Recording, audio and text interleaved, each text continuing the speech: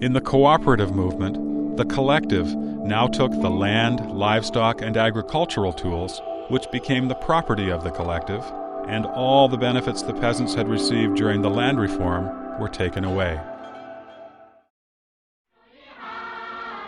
The Communist Party soon started to exercise central control over buying and selling of grain, cotton, and oil, excluding key agricultural products from market exchange. This, in addition to the system of residency registration, led to the peasants' total loss of freedom.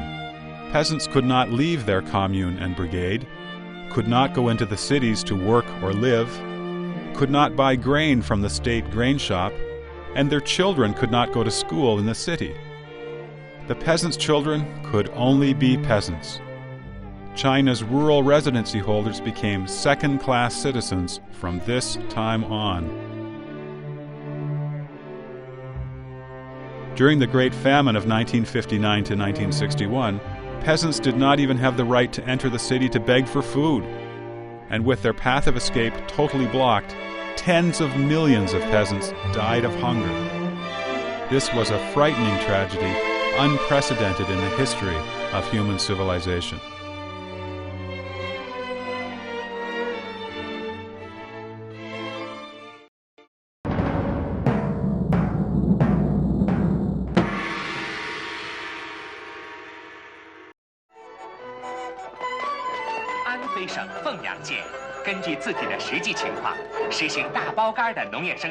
In the recent era of economic reform, while a number of people have become rich, the 900 million peasants only have had their income increased slightly, and their social status improved somewhat in the initial 5 years after the household contract system replaced people's communes.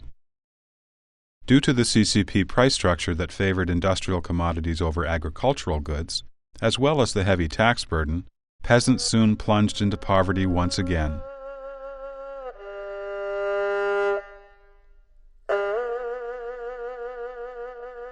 Data from Xinhua news agency shows that since 1997, the revenue of the major grain production areas and the income of most rural households have been at a standstill or even declined, while rural local government imposed increasingly heavier taxes and fees.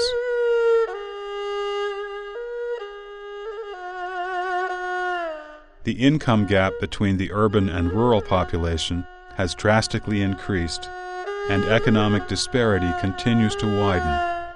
Peasants who have entered the city as wage laborers receive the lowest pay and are deprived of any welfare benefits their urban counterparts enjoy.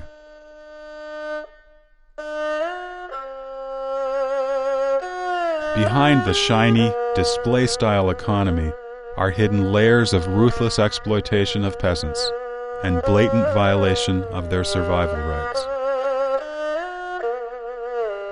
The CCP relied on the peasants to gain power, but today it is the peasants who sacrifice the most and pay the dearest cost in the Chinese society. The CCP's rural policies have always aimed at maintaining party control instead of representing the peasants and showing concern for their benefit.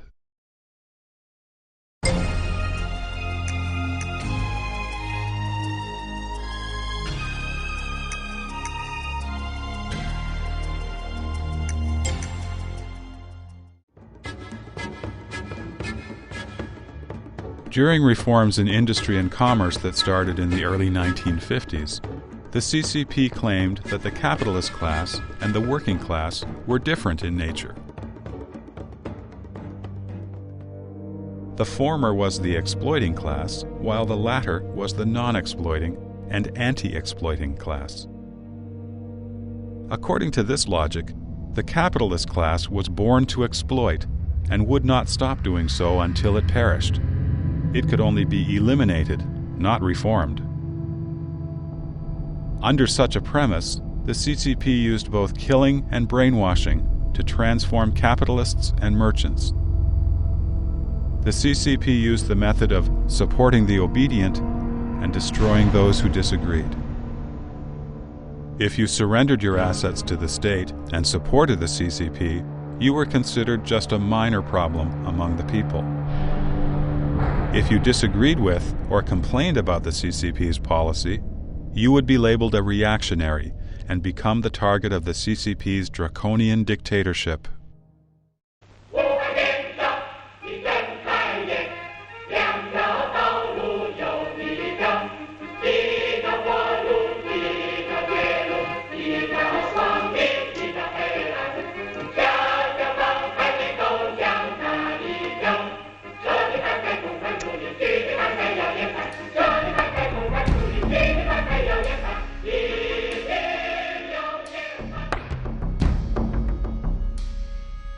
During the reign of terror that accompanied these reforms, capitalists and business owners all surrendered their assets.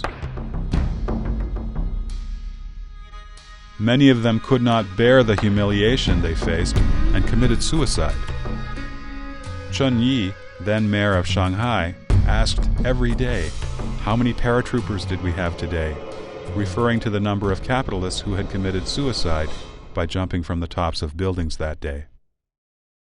Thus, in only a few years, the CCP completely eliminated private ownership in China. 1月15日，北京市率先宣布进入社会主义。北京各界20多万人在天安门广场集会，庆祝社会主义改造胜利完成。 While carrying out its land and industrial reform programs, the CCP launched many massive movements, such as the suppression of counter-revolutionaries, thought reform campaigns, cleansing the anti-CCP clique headed by Gao Yong and Rao Shushi, probing Hu Feng's counter-revolutionary group, the 3 Anti-campaign, the 5 Anti-campaign, and the further cleansing of counter-revolutionaries. 薄一波同志明确地指出了反贪污、反浪费、反官僚主义运动的性质、方针和政策。反贪污、反浪费、反官僚主义的斗争，本质上就是反对资产阶级腐化暴力思想的斗争。 The CCP used these movements to persecute countless innocent people. In every political movement, the CCP fully utilized its control of government resources in conjunction with the party's committees, branches, and sub-branches. 3 party members would form a small combat team, infiltrating all villages and neighborhoods. These combat teams were ubiquitous, leaving no stone unturned. This deeply entrenched party control network, inherited from the CCP's network of party branches installed within the army during the war years, has since played a key role in later political movements. 不久以前，这里还是一片废墟，现在几千工人在高空和地下日夜不停地工作着，他们的劳动和智慧迅速地改变着鞍钢的面貌。 Even the workers, named by the CCP as a class that leads all others, could not escape the fate of being fooled and deprived. While promising to protect them in illness, old age, and death, the CCP has maintained a system of low wage for workers. Old generation workers have hardly had any health insurance or savings for old age. After the Cultural Revolution, the CCP transferred the economic problems caused by its own policy mistakes onto the workers. In the name of economic reform, the CCP took away all welfare promises to the workers. After the CCP sold out state enterprises, one round after another, countless workers lost their jobs. As medical service became commercialized after the government relinquished its responsibility to society, workers dared not visit hospitals when they were ill. After old age care was dumped onto society, old workers who live on their meager retirement income barely have enough money to buy food.